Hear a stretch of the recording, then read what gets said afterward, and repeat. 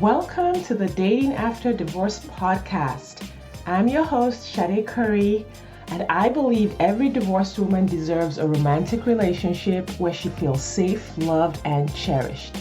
You can create the most amazing life after divorce, and I will teach you how. Hey everyone, welcome back to the Dating After Divorce podcast. Today I have a special pre-recorded episode for you. It is actually my final project presentation for my advanced coaching certification in feminist coaching. So that process was just so eye-opening for me. I did it through Carol Lowenthal's feminist coaching organization.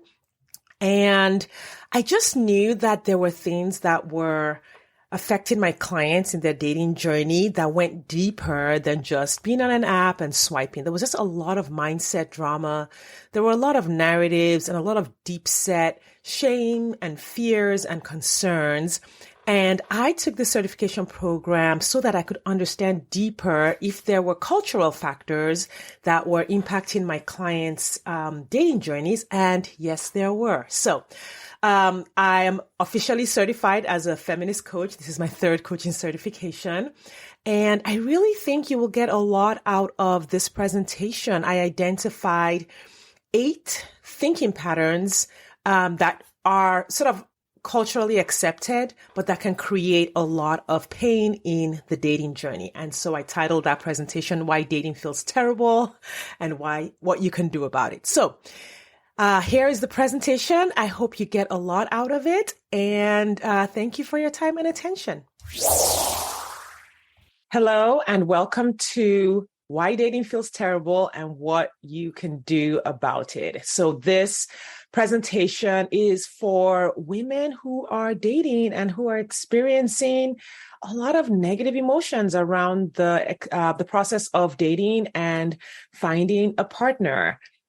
My name is Shade Curry. I am a certified life coach. My first coaching certification was in trauma recovery, which I applied to working with women who were going through divorce or who had been divorced.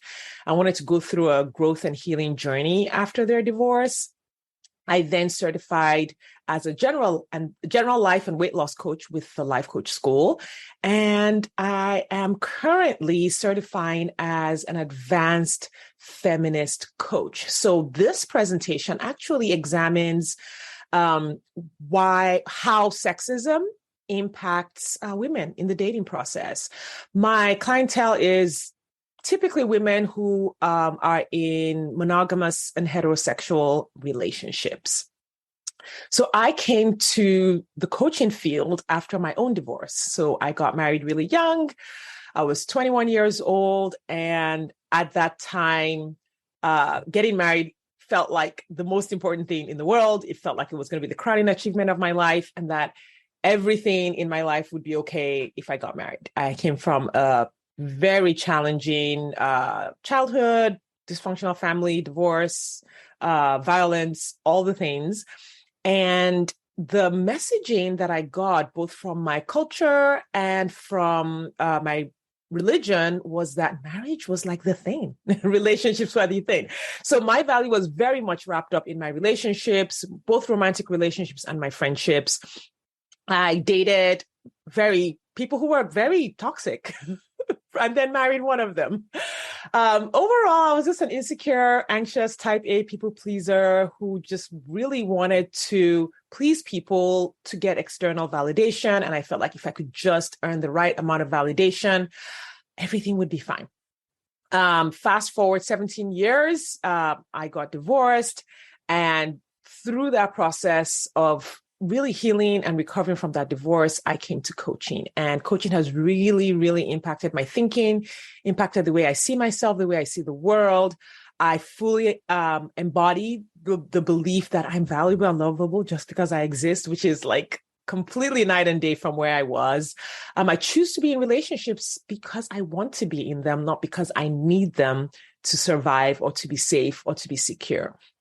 My dating process was really stress-free after my divorce. I met my now husband about 18 months after I started dating, and we have been happily married for 3 years. So let's jump right into why dating feels so terrible to women. So I really work, I have a full practice of about 18 one-on-one clients. About 15 of them, 15 to 16 of them are focused on dating after a divorce. So I've worked over the last 3 or 4 years with lots and lots of women who are dating. Like, they are in the field, on the front lines, dating. And a lot of what they tell me is that this experience is just not great. They experience a lot of anxiety. They feel a lot of pressure, frustration with the process, frustration with the experiences that they have. They tend to feel a lot of insecurity, feelings of inadequacy, loneliness, despair around dating. And you would think that since humans are like into relationships, most humans want some relationship of some kind. Finding a mate is something that we have been doing for thousands and thousands, maybe even millions of years. Why is it fraught with so much suffering? You would think that we would know how to do this by now. Like, we would have this down. We would have figured out how to make this okay and seamless, and we would have figured it out.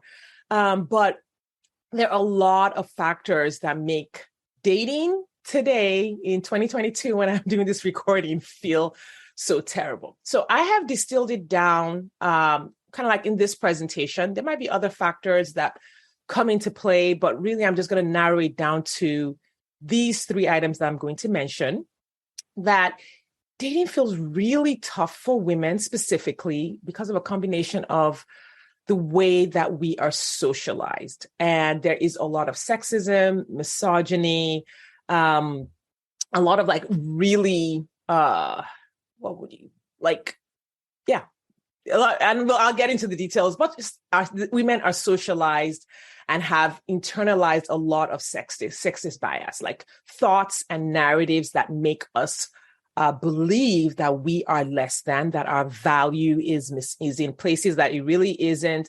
And we have been given lots of thoughts that cause us to participate in dating in ways that are harmful to us, to think thoughts that create a lot of pain and a lot of internal suffering around dating.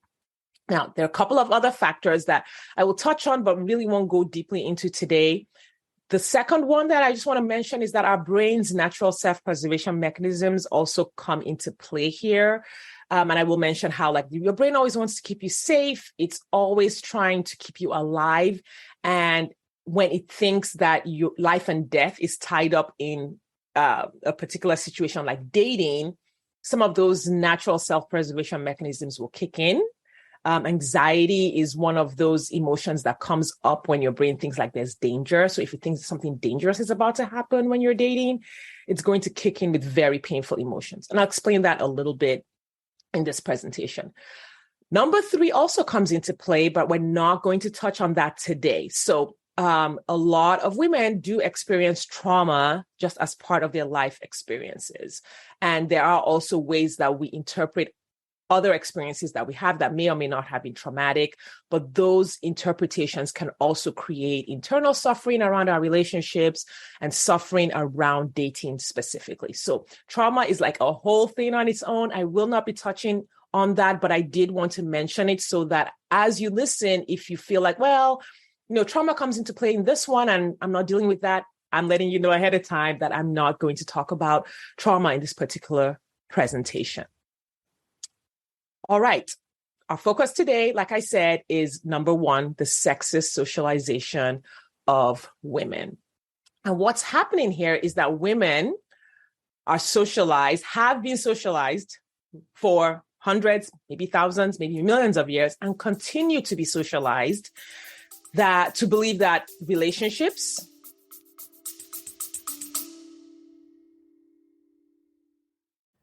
Do you wonder exactly how divorced women just like you are meeting eligible men who want a real relationship and a commitment? They're doing it by dating with their core values. Your core values are the GPS that lead you to the partner you've been looking for. When you use your core values on dating apps, text messages, and at social events, you will easily connect with your true match partner without chasing, settling, or wasting time with non-committal men. I have taught exactly how to do this in the 2-hour Core Values Dating Blueprint course available on my website, shadecurry.com/dating. That's SADECURRY.com/dating. You will learn exactly how to identify your core values and use them on your dating profile, how to ask the right questions via text, and how to tell the right stories on dates so that you attract the right people and repel those who aren't right for you. If you're ready to meet your true match, hop over to shadecurry.com/dating or click the link in the show notes. Now back to the episode. Generally, all of our relationships, whether it's a relationship with our children, relationships with our parents, relationships with our friends, relationships with our romantic partners, and our relationship status are the source of our human value. This message is propagated everywhere, and we are imbibing that message from the moment we come into this world and identify as women. That message is continually presented to us by our parents, by our peer group, by the media, television, magazines, books. Even the way history is written propagates the belief that women's value is in how we perform in our relationships. And that is the big overarching source of pain in romantic relationships. And this is because our human value always feels like a matter of life and death. Men are socialized differently than women, right? So if a man, and we won't go into that, but like if you take a look at the fact that men are often socialized, that their value is in building wealth or being successful at work or, climbing the ladder. So if a man likely will experience pain around his human value being tied to that. So if he's not successful, he might experience internal suffering.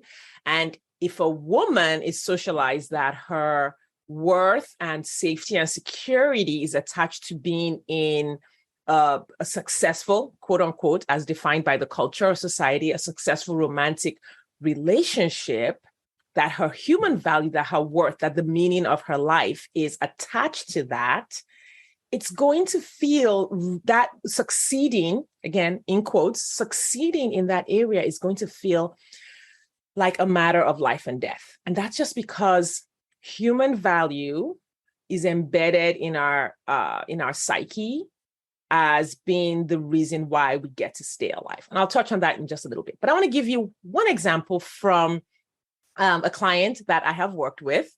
And she would say she was like in her early 50s, and she had been in a long-term relationship, about a 23-year relationship, had broken up. She'd taken the time to heal and was like, okay, I'm going to dive in and jump on a dating app. This is scary, but I'm going to do it. She got on a dating app and immediately had a lot of text responses. She had 20, 30, it might even have been 40 immediate text responses from men who were interested in speaking to her on the app. Now, you would think that this would be wonderful. Like, yay, I'm a catch. People are seeing me as a catch. The opposite happened. My client panicked because she couldn't reply to every single text in what she considered a timely manner, 24 to 48 hours. And as we coached on this, we uncovered that the panic came from her fear of incurring the men's displeasure at the delay. The thought of a man, and so many men, being displeased with her, disapproving of her because she didn't reply to them right away, caused her to freeze completely. She experienced a ton of overwhelming feelings because she was delaying her response. And that caused her to delay her response even longer. Now, if you are removed from this situation, you might say, wow, like that doesn't seem to make sense. This is because the part of her brain that was responding to that situation was not thinking rationally. It wasn't thinking, oh, well, these are just text responses and I'll get to them when I get to them. And it's fine. What kicked in was an automatic response from a very deeply human, ancient and human need to feel valuable and worthy. So if we rewind to caveman days and a very, very long time ago, as humans, we needed to be valuable to our tribe to be included with the tribe. We needed to contribute to the tribe. We needed to be pleasing to the people that we needed to band with so that we would have access to food, we would have protection from predators, we would be able to attract a mate for reproduction. And that response, that desire is not really a conscious desire. It's embedded really deeply in our psyche. So over thousands and thousands of years, this desire to be valuable to others in order to stay alive continues to be an automatic human instinct. Now, fast forward to today, when we sense that someone sees us as less than valuable, when we sense that someone is displeased with us, our brains automatically generate anxiety to warn us that we're in danger of being kicked out of the tribe. And that automatic response will compel us to do anything to raise our value in the eyes of our tribe. And what's interesting is that we don't need the tribe in that format anymore, because today food is abundant. We are mostly not actually in danger from predators in the wild. We don't really need a tribe to stay alive. Now, we might want a tribe, you might want a community, you might want friends, you might even want a mate, but we don't need one to stay alive. However, our brains, the lower brain, that part of our brain that adapted to survive caveman days, that survival instinct is still there. It's still impacting how we respond to situations today. So that instinct to be valuable in that sense is no longer needed. However, dating and romantic relationship situations continue to trigger that response. And that's because the messaging continues and continues to be propagated that our romantic relationships are a matter of life and death. And a lot of us women, I would say, most of us, I think it's almost safe to say that all of us in some way have internalized these sexist biases because they're just in the air that we breathe. Now you might ask, wait, what? That doesn't make any sense. Why would we feel like be thinking that way? Because women have equal rights and like laws are changing and things are changing. So in contemporary society, like we talk about romantic love, it's a choice. We marry for love. We marry because we want to. And so it's presented as a choice that we pursue for personal fulfillment and that we have equal rights in the relationships and we have independence and equal opportunities for happiness in relationships. And that is what we want. That's where we're going. That's where we're working towards. However, as it stands today, romantic love is still tainted by internalized sexist narratives and biases, and they continue to be expressed in society and continue to be reinforced. And this doesn't mean that things aren't getting better. Things are getting way, way, way better.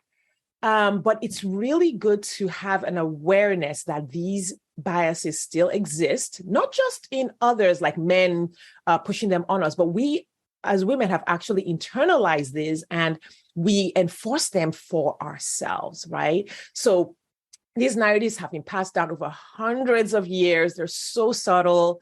We don't even question them. We respond to them automatically.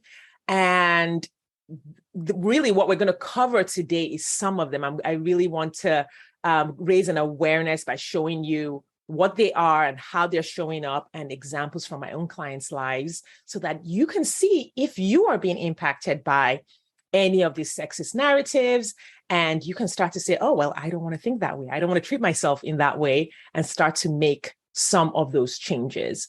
A quick example is just the fact that we're still socialized to make romantic love the most important goal. Like, it's still the number one goal in movies, on TV.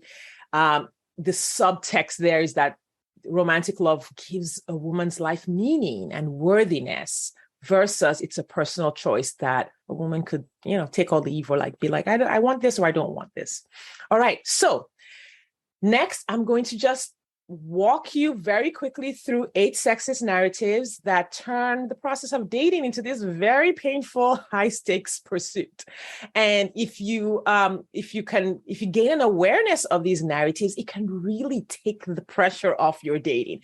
It doesn't mean you shouldn't date or that you won't want to date. It just means that, the painful parts will be reduced. The suffering that is embedded, or that you anticipate with dating, will be greatly reduced, because you're like, I don't have to believe that narrative, and I can just like go out there and have fun and have an adventure. So let's go. Number 1, the historical narrative is that a woman's value lies in her usefulness to other people. So historically, in most cultures, women were just considered useful for domestic labor, childbearing, and child rearing. Like, we were not considered sovereign individuals who had inherent value. I mean, in some cultures, it was pretty bad. Like, we were like cattle, we were like property for men to be used, to be husbanded, right? Farmed for our value. Now, that narrative, the historical narrative, has been passed down and like changed and massaged into a contemporary narrative that you hear in words like wife material, or a high value woman, or feminine energy, or in some religious traditions, the virtuous woman who does all these things and produces all these things for other people in these ways. You hear it embedded in discussions around family values and the value of the woman in the family, specifically being her usefulness for domestic labor, for homemaking, childbearing, child rearing. And the internal bias that this creates is that a woman is not a sovereign individual who has inherent value, whether or not she is useful for any of these things, right? And it causes women to feel like responsible to prove that they're useful to a man when they're dating. You see it when a woman is over-functioning in a relationship, when she's over-giving, when she's abandoning her own wants and needs in order to do something or to prove her usefulness to her romantic partner. And the thinking, the belief there is, I'm not worthy of love unless I am giving to or helping others. So you can see where like that narrative like has morphed and shifted to still be embedded in romantic love. So when I work with my clients, I notice that the ones who have this belief, they often fear being abandoned if they don't prove their usefulness to a man. They have difficulty saying no or caring for their own needs when they're in a relationship. And the impact is they often will tolerate emotional neglect in their relationships. They will even break the man's boundaries in order to care for him. Like, they'll get into his business in order to care for him. You hear the language of a woman losing herself in relationships. It's because of this kind of thinking. They will subsume their own wants and needs in order to meet the man's wants and needs. I'll often see some of my clients who believe this, choosing men who need fixing, men who need mothering, men who are projects in order to prove their own worthiness by helping him. And so a specific example is I had a client actually in the last month go to a social event and in hopes of meeting eligible men. And she met one gentleman, but within a few minutes of talking to him, she realized that like he was just not right for her. Their health lifestyles were very different. He had some health habits that were just not going to be compatible with her lifestyle. But then she stayed talking to him because he was very interested in her. And so she continued to talk to him, even as she locked eyes with another guy across the room who looked way closer to what she was looking for, who appeared interested in her. What she said to me was that I didn't want to leave this guy to go over to talk to the other because I was afraid of hurting his feelings. Like, she felt obligated and responsible for this man's feelings, and discarded her own needs, her own wants, her own desire to meet an eligible guy to meet this man's needs. I have another former client who continually took back her alcoholic boyfriend because she was afraid that if she wasn't there for him to pick him up when he was drunk, he would drive drunk and might hurt himself. So that's number one. And you can see how just this single narrative can have so many ripple effects on a woman's dating life. The feelings that this creates is like feelings of inadequacy, a lot of anxiety is produced by this thinking. All right, number two, women belong to men. Like if you say it that way today, people will be like, no, of course not. Of course, women don't belong to men. Historically, a woman's financial resources belonged to her father before she got married and were transferred to her husband when she got married. She couldn't transact financially without her husband's permission or without a man's permission.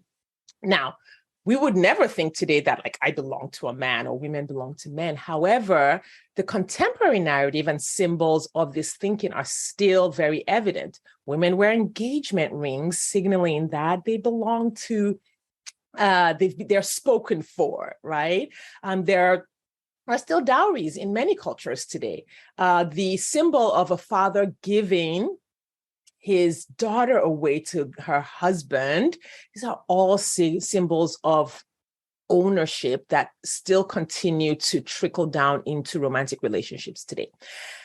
This creates an internal bias that we're not sovereign, that it's not okay for us to be autonomous or sovereign within ourselves and want a relationship, that we can't be both. Like we're either in a relationship and owned or belong to, needing permission, needing validation from our partners, or we're single and autonomous and sovereign, right? And the thinking creates this belief that disapproval from a partner must be avoided at all costs, that the men or your partner gets a say in your decisions when you're in a relationship. And it's impossible to be in a relationship without being controlled in some way. So this is sort of like the thinking that keeps women away from relationships when they desire one, because they don't think they can be sovereign within a relationship. They believe that relationships mean giving up autonomy. And often this comes with women not being able to say no, seeking approval of the men that they meet during the dating process, a lot of people pleasing, conflict avoidance, changing who they are to impress potential partners instead of authentically expressing who they are. I have a former client who came to me, and when we talked about kind of like where she was in her dating process, she told me this story about how she had changed her dating profile. So she had a hobby. She did like historical reenactments. And I was like, oh my God, that's such a cool hobby. And she was like, oh, well, but I took that down from my profile because I was talking to this guy and he said it was weird and I should take it down from my profile. And she did. Like, really? And it's just that automatic response that she ought to do things in a way that pleased men, even random men that she met on an app, just kicked in. And so without thinking, she changed her self-expression to please this person. All right, let's go to number 3. A woman's ultimate achievement is to be chosen by a partner. Now, historically, marriage, mating, partnership was a necessity for a woman's survival. It had very high stakes for women because in many cultures, they had little to no economic power. So the ultimate success achievement was to be desired by a man and to be chosen for marriage. And you see like some of these old words like spinster, old maid carry a negative connotation because the woman did not succeed in obtaining a partner. But you see the word bachelor simply means an unmarried man who has all his options open. So that implies that a man, like for a man, the marriage or partnership is a choice, whereas for a woman, it's a necessity, and a lack of success in that area is a bad thing. And the contemporary narrative that continues to perpetuate this is things like a woman's wedding is the most important day of her life. And you see little girls just dreaming about their wedding day. The belief that the greatest expression of happiness for a woman is found in romantic love. This is promoted in movies, in television, in families. The belief that partnership is essential for a woman's happiness. You see it in like some of the marriage narratives, like, oh, men need respect and women need love. Now, the internal bias the bias that we start to internalize is that when we're single, that means there's something wrong with us. That means that we're in danger, that something bad might happen to us, or something bad is happening when we're not in a romantic relationship, that we're unsuccessful, that we have failed in getting a man to desire and to choose us. We believe that our value then is being defined by this romantic relationship status. You start to see thinking where the woman believes that she's not acceptable or worthy of love, that finding a partner would prove that she's lovable or that she's worthy. And you see the impact when rejection by a partner feels like death to a woman, like it feels like the worst thing that could possibly happen. And I see it in a lot of my clients where they will avoid situations where they might be rejected, even to the point that they will not engage with men that they like or who might be compatible with them, because being rejected by that man would feel really terrible with them. And so they tend to choose like maybe partners that are less suitable, but feel safer, or there would be a lower chance of being rejected by that person. And so then they stay in the cycle of not actually finding a partner because they don't engage with partners that are compatible and suitable for them. Another impact of this thinking is that a woman can become preoccupied with her relationship status, hyper-focused on being partnered, feeling incomplete or empty, or a lot of shame around being single, a lot of pressure to be successful at partnership. For someone like me who was married, but in a toxic relationship, it shows up in holding on to a toxic relationship. Like you see, like women who are in abusive relationships will stay in abusive relationships because the thought of being single and out there is so painful and is fraught with just so much shame. People will say things like, I should never divorce. Divorce is not an option. And so a woman will be hyper-focused on getting into a relationship and reluctant to leave a relationship that's not serving her. A couple of my clients who had this kind of thinking, one wanted to purchase a home. She was single, one was ready to purchase a home, had the resources to purchase a home, but was waiting to find a partner before doing so because that was the most important thing, and she just needed to put everything on hold until that happened.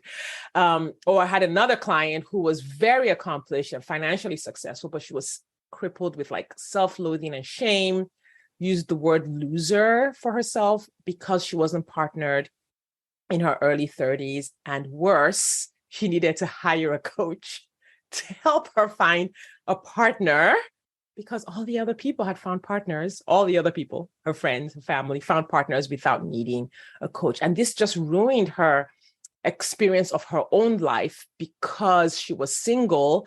And that was like the piece that gave meaning to everything else. All right, let's go to number 4. My family will suffer if I don't attract a mate. And today it shows up with this really subtle thought that being single is hurting the people who love me. So being single or divorced historically had implications, not just for the woman, but for her family. Like in certain cultures, if the oldest girl couldn't find a suitable match, it ruined her younger sister's ability and eligibility for marriage, right? Marriage was very transactional. So making a good match meant that your family could rise could climb the social ladder. Your parents, your father, and your brothers could have access to financial opportunities and business opportunities if you made the right match. The contemporary narrative is like, you see it with families like mothers who are like, what are you doing to me by not finding a mate? And sometimes it's couched in, well, I want you to give me grandchildren, or, nice statements like that. However, that pressure often comes from families viewing the single status of their daughters as being a reflection of their own success as parents. You see relatives and friends constantly asking about the relationship status, or progress in the relationship. It also plays into divorces where there is a narrative that divorce in and of itself is harmful to children, putting pressure on women to stay in abusive relationships, even in relationships where the children are being abused, because children need their father and children need an intact family, and as though there was no way that a child could thrive outside of this perfect, weirdly defined definition of a family. And actually, statistics have shown that children thrive better when their parents are not in conflict. So divorce is actually a tool that can help children thrive if it removes the conflict that the children are experiencing on a day-to-day basis. So the internal bias is that I can't belong with others. I can't belong in community unless I am partnered. And women tend to feel inadequate.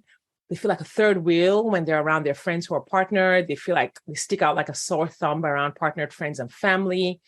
And many, many single women or divorced women will withdraw from social settings. They just won't go to events because of the shame of being single or divorced, which actually makes it harder to meet a suitable partner.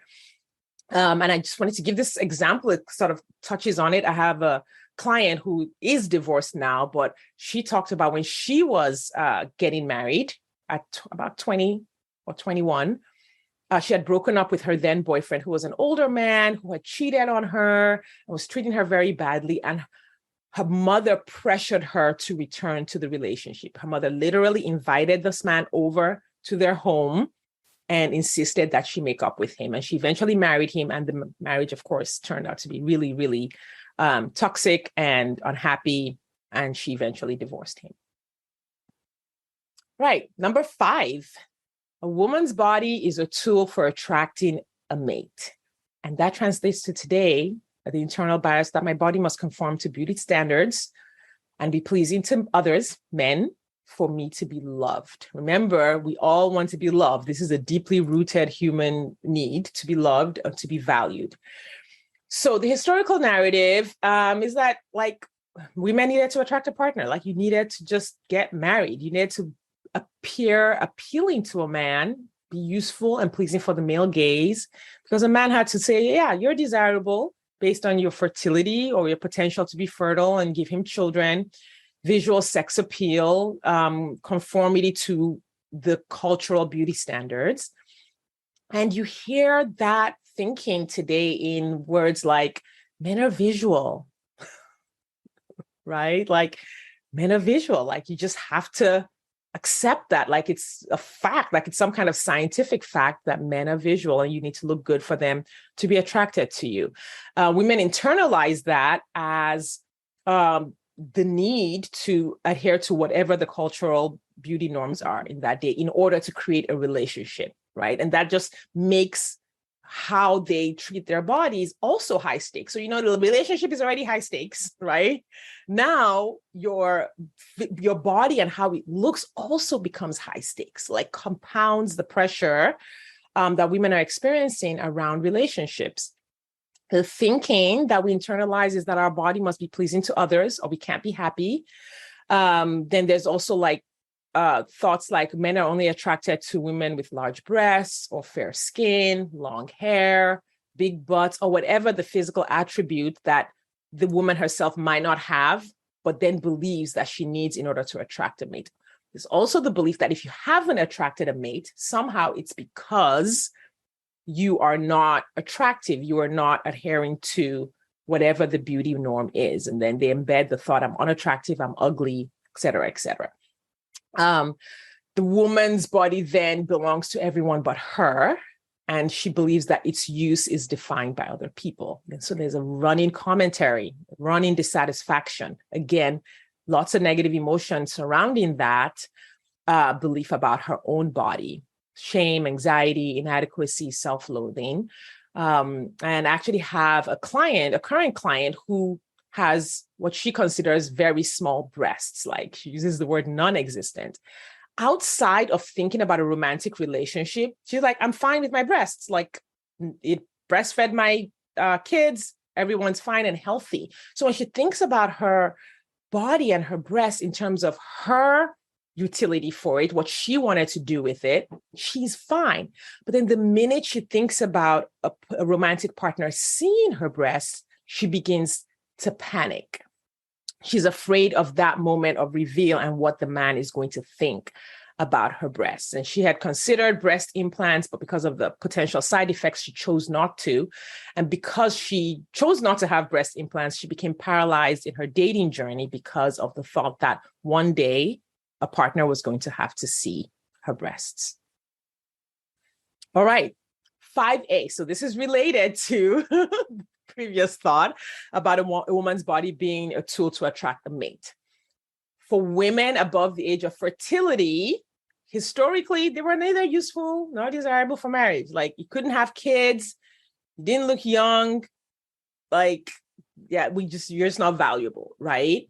And I've seen this a lot, this narrative a lot with my divorce clients, many of whom divorced after very, very long-term relationships, 15, 20, even 25 years of marriage. They got divorced, wanting a new partner, but then believing that they have no value and they cannot be loved.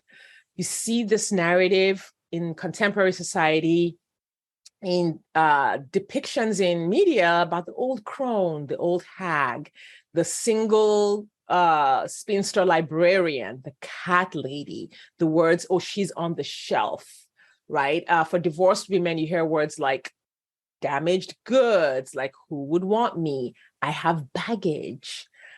So to just that thinking reflects that the woman's age and situation in life means that she does not have value and cannot be loved.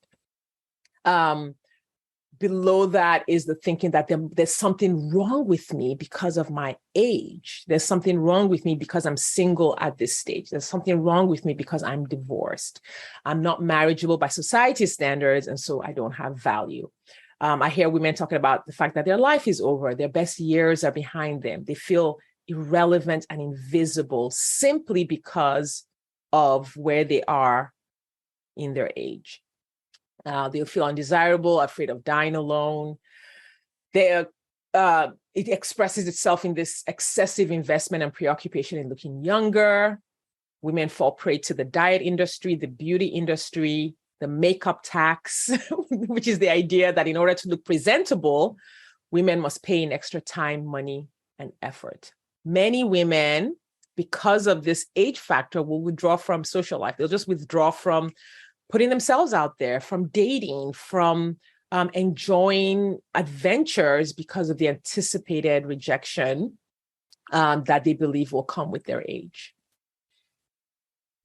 All right, number 6, also related to 5, but separated just because this has to do with a woman's sexuality. Now, the historical narrative was that women's bodies belonged to the man, like they were sexual objects, they were property, right? So their sexuality belonged to their fathers, who were expected or who desired to keep them chaste, keep them virgins, keep them pure, so that they would keep their value that the father could then exchange for this transaction with a future husband, with another family. So a woman's value was then attached to her chastity, her virginity, her purity. She could be shamed and rejected and punished for failing a virginity test. Desirability was attached to like that concept of being pure, right? Like that concept of not having any sexual inappropriate, as defined by society and men, inappropriate sexual activity. And this actually carried dire consequences in many cultures. You read about the woman in the Bible who was going to be stoned because she was caught in adultery. Like this was very, very common. Like the sexual expression of a woman what did not belong to her. She could not express it based on her desires. It had to be expressed as she was told to express it by the men in her life and by society. The contemporary narrative is everywhere today. Women continue to be portrayed as sexual objects in movies, in music, in entertainment, in the cultural language, in like, it's everywhere. Toxic workplaces, toxic relationships, being blamed for sending the wrong message to people, being described as frigid or cold. And what we internalize is that we are sexual objects who exist to fulfill a man's sexual desire, right? We believe that our sexuality then is a tool that it needs to be used to obtain love. Like it needs to be like used as we're told that it needs to be used in order for us to be valued and loved, that we don't own our own sexuality. It implies that women don't experience pleasure, shouldn't experience pleasure, or cannot experience pleasure. However, it's interesting to see that a man's sexual expression is considered normal, unavoidable, not in their control. It's just the way they are, right? The impact that I've seen working with women is that often they will have sex when they don't want to, right? Or they will worry that either having sex when they're dating or not having sex will hurt their ability to find love. So it's sort of like this catch-22. I have a client that, asked, well, so when should I have sex with the man? Because if I don't, he's going to lose interest and walk away, right? Implying that there were external rules that she needed to abide by in order to keep a man's interest. On the other hand, she also had the thought that if she didn't have sex along the way while she was that if she then had sex with the man, so if she didn't have sex, then they would lose interest and go away. But then if she did, they would think that she was a slut and that she was sleeping with everyone she dated, and they would leave. So it was like that catch-22 thinking that keeps women paralyzed in the process of dating. Women then think that they need to put their sexuality on hold until a partner says it's okay. Or they believe that if they do have sex with a partner, it's an indication that he loves them and wants a relationship with them.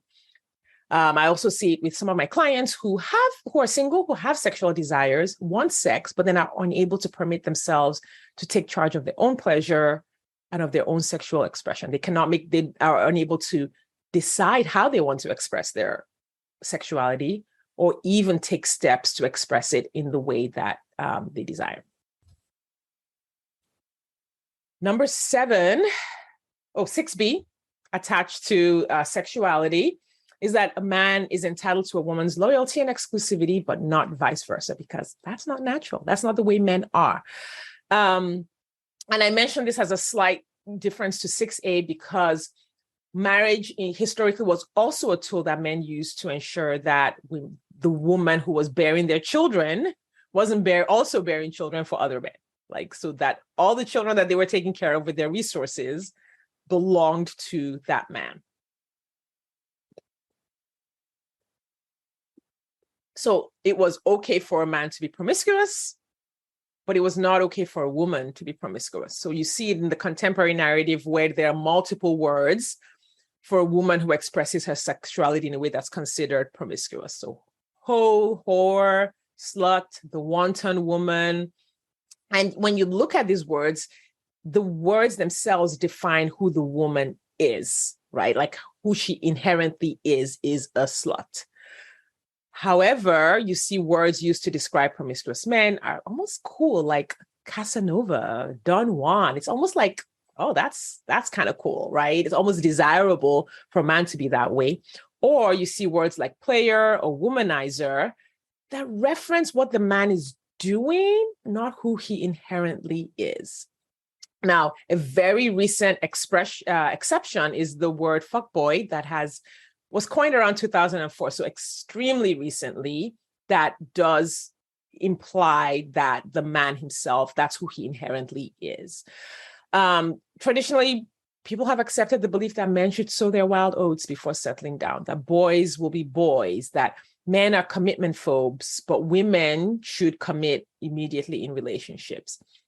And this bias, I see it in my clients when they feel like it's wrong for them to date multiple people. They feel the need to prove their loyalty or their ability to be faithful, even when they've just met a man, right? It's like, I have to prove to him that I can be faithful, that I can be loyal. And so they have difficulty dating casually.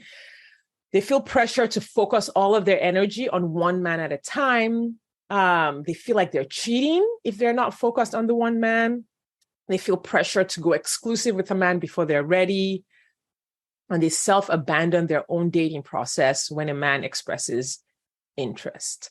I have a client who was told by a man that when he said, oh yeah, let's focus on each other, let's go exclusive. And she was like, no, I still want to see some other people. And he was like, that's just wrong. Like it was like a moral failure on her part for not wanting to go exclusive with him after just 2 weeks.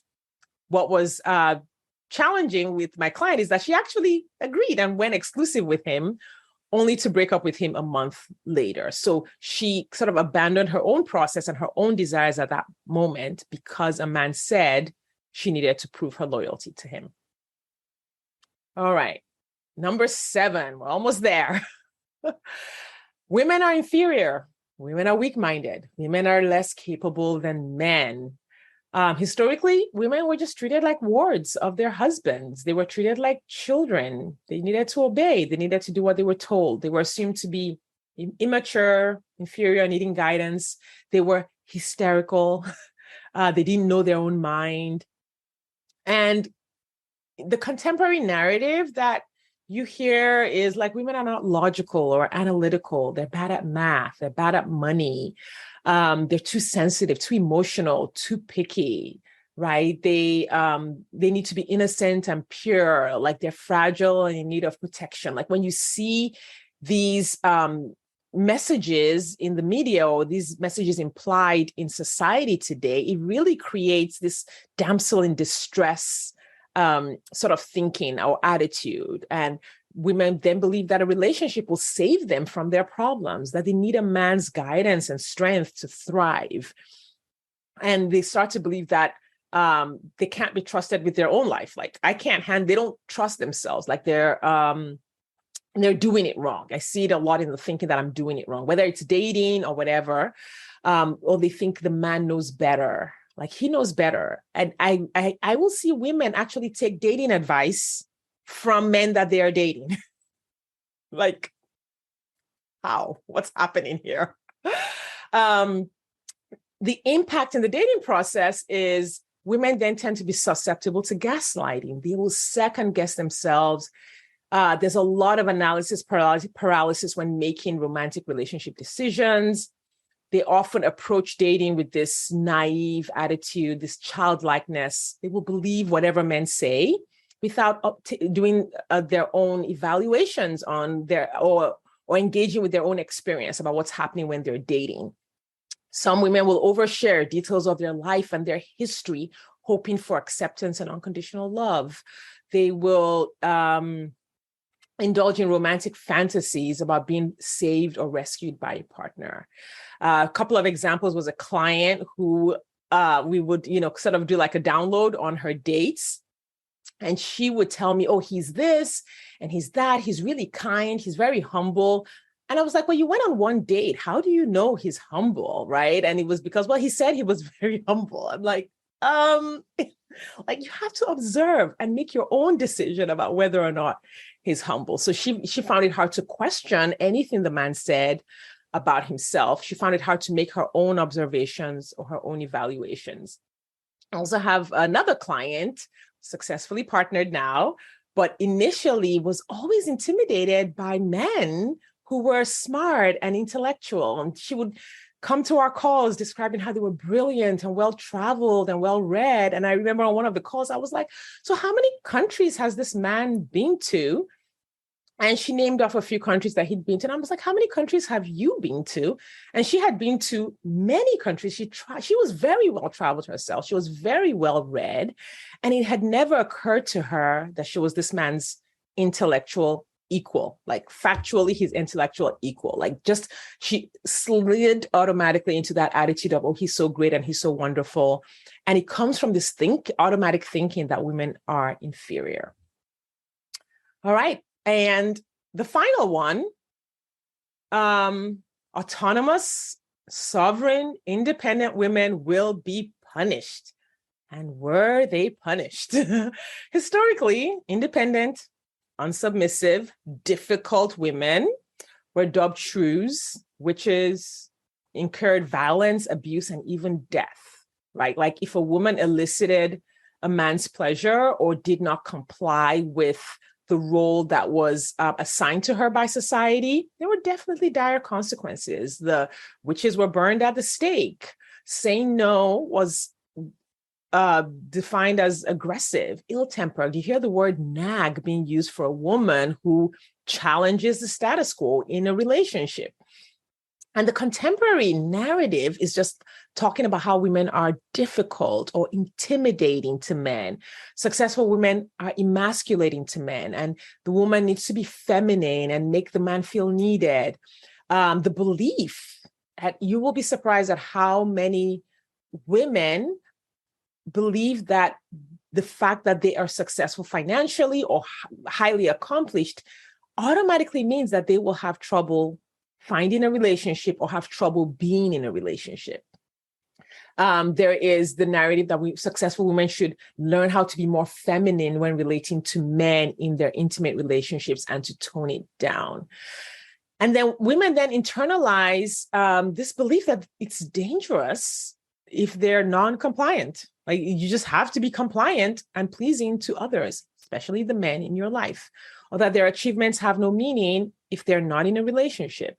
That they must never rock the boat, that they're responsible for how a man feels around them, that it's their job to make a man feel good or feel like a man when in relationship with them. That if a man experiences a negative emotion, they won't succeed at relationships. I hear this a lot with my clients who work overtime to not be mean, non-judgmental. I don't want to judge. I don't want to be mean. I don't want to judge. I don't want to hurt his feelings. And they walk on eggshells around men. They will express themselves in ways that are inauthentic to who they are because they're trying to control how that man feels around them. A lot of people pleasing, a lot of conflict avoidance, an excessive fear of being seen as selfish or independent. And what is interesting about this is that this leads very successful, highly accomplished women to being abused and controlled by a partner because they are unable to express themselves how they express themselves in the world, which is like logically and making decisions that are good for them. They become incapable of making those kinds of decisions within a relationship, and then they're susceptible to being gaslit, abused, and controlled. So I have a personal example on this one that illustrates this. Is on one of my very early dates after my divorce, a man kissed me without my consent, and I was like, yeah, I don't want that to happen again. I did not like it. So I just created my own process where I would let a man that I decided to go to on a first date with, let him know ahead of time that I would prefer not to be kissed on the first date. And I remember, and most men were okay with it, very respectful, but this gentleman was like just shocked and upset and very highly disturbed by the fact that I communicated this to him. And so we spent the first date with him really asking how I dared to say this. And like, is this how you treat all the men that you meet? And this is why you're single. And so that thinking has just come from like the fact that I dared to say that I had my own ideas of how I wanted to be treated in a relationship was not okay. So these are just some of the historical narratives that are still being propagated, that have been internalized by women and men and our family members, and that are impacting women's experiences when they're dating. When we believe these thoughts and when we respond from these subconscious narratives, dating feels really, really hard. It's really, really hard to just go out there and have an adventure when you have to like walk on eggshells, when you have to overthink, when you have to like think about how the man feels and how to make sure you don't do anything wrong, and all of these things that we've talked about today. And so the fix for this is really to become aware of when you are responding to a dating situation from these subconscious biases. And so I'm just going to walk us really quickly through a tool that can help with this. I call it the non-judgmental thought awareness and investigation tool. It's really coaching. It's really coaching yourself on your own thoughts or getting coaching from a coach on your own thoughts. It's really important to examine this internalized sexism because it actually frees you to choose a relationship that's suitable to you. When we want to distance ourselves from looking at this thinking, it causes us to fear romantic relationships because we know these things are there and we think they're dangerous. And when we don't look at them and deal with them, it makes it hard for us to engage in the romantic relationship. It makes it hard for us to trust that we can keep ourselves safe and we will have a successful result. But if you look at it, then you can decide, okay, I'm not going to abide by that societal pressure. I'm not going to abide by that external standard. I've looked at it. I don't like it. I'm going to live by something else. Or it could free you to happily choose singlehood or another relationship structure without shame and anxiety because you've looked at what's coming from you and you've looked at what's coming from a historical sexist narrative, and then you can decide for yourself. So I found that when my clients are aware of how they've internalized these biases, they are able to be more expressive of their authentic selves because they know where the thinking is coming from, and they're able to choose to respond to the thinking or not, instead of this automatic anxiety, automatic feeling of inadequacy that compels them to act in ways that are painful or to feel a lot of painful emotions. So a quick rundown of a quick way to coach yourself. If you're starting to feel pain in a dating situation, like if you're like, this isn't going well, I just feel this is really hard, or this part of it is really painful, you can just really run through this tool to see if internalized sexism is impacting your dating. The first step is to become aware of what you're thinking and feeling, and identify if that thinking and feeling is rooted in a sexist narrative. Release judgment, because I noticed that a lot of my clients will beat themselves up for having that thinking. Why do I think this way? I shouldn't think this way. This is terrible. I'm hurting myself. No, it's in the air that you breathe. It's been passed down for thousands of years. It was inevitable that we were going to think this way. It was inevitable that we were going to be in this moment in time where we have to address this thinking. And then you can start to question the thoughts like, okay, this is what I'm thinking because of how I've been socialized. Is it true?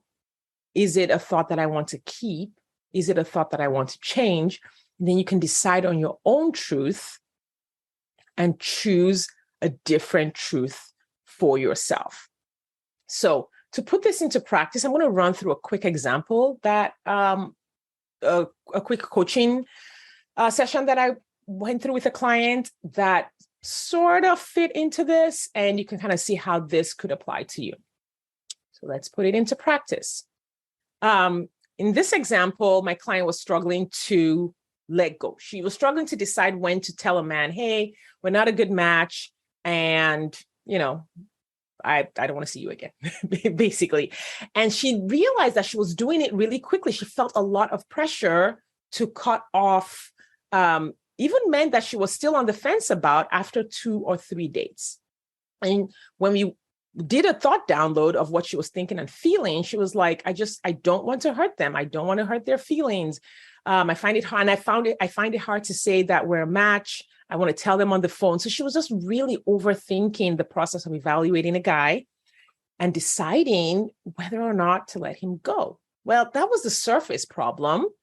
The underlying challenge that she was having was rooted in the sexist narrative that she needed to make sure she didn't hurt these men. So the word she used was, I don't want to hurt these men, but really, she didn't want to displease them.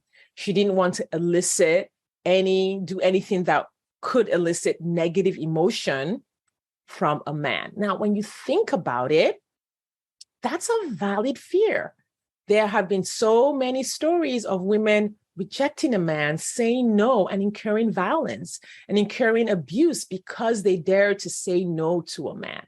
And so even though my client didn't necessarily use that word, that narrative that it's dangerous to say no to a man was in the air, was in her subconscious, and it made the moment where she wanted to tell a man no very difficult for her. And so she was trying to do it really quickly so that it was early enough that she didn't incur any displeasure or any disappointment or anger from the man. Now, words that you can use to release judgment at a moment like this, right? Because she was very frustrated with herself for finding it hard or for struggling with this. So if you kind of walk through those steps, you can just say, oh, my brain is just trying to keep me safe. Of course. The narrative is that it's dangerous for a woman to reject a man, to say no. And so my brain is just trying to keep me safe from that possible anger. These thoughts and feelings are not a problem, right? My brain and my socialization make it inevitable that I'm going to struggle with something like this. And this is so human of me, which is a phrase that I learned from my feminist coach instructor, Cara Lowenthal. This is just human. My socialization as a woman, plus my brain's desire to keep me safe, have come together to make me feel super anxious about saying no to a guy. And then the next step is to question, right? And so when we walked through this session, my client and I was like, are you actually hurting a man when you decide not to see him anymore?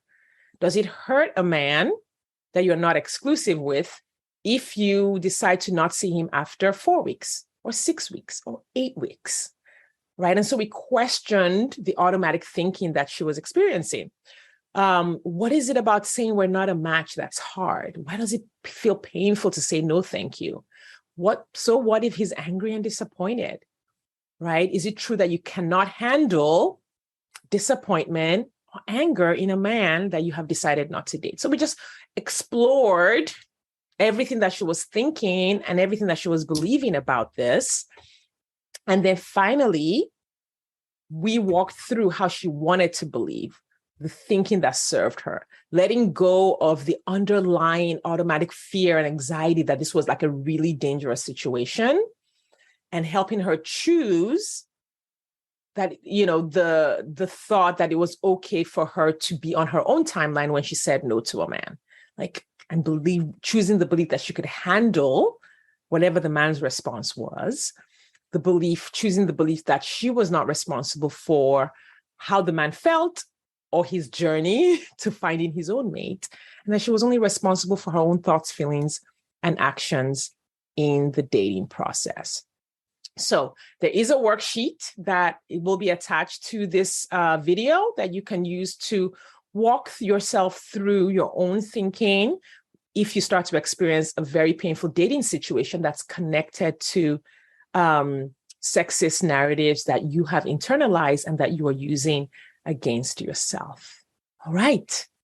That is the presentation. This is why dating feels painful. It's because when we internalize all of these beliefs, they just show up automatically and our brain fires like so rapidly that we don't realize that we are the ones doing this to ourselves at this point because of the way we've been socialized.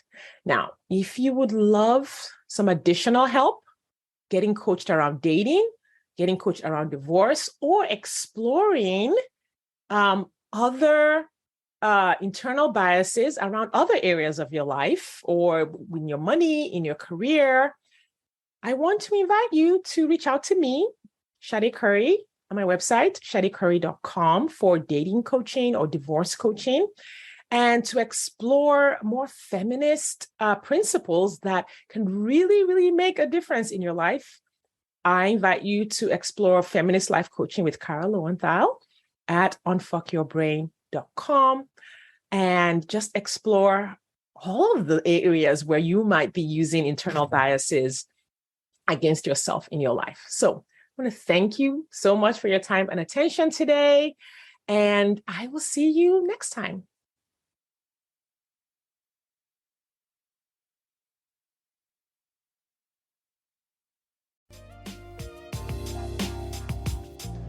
Thanks for listening today.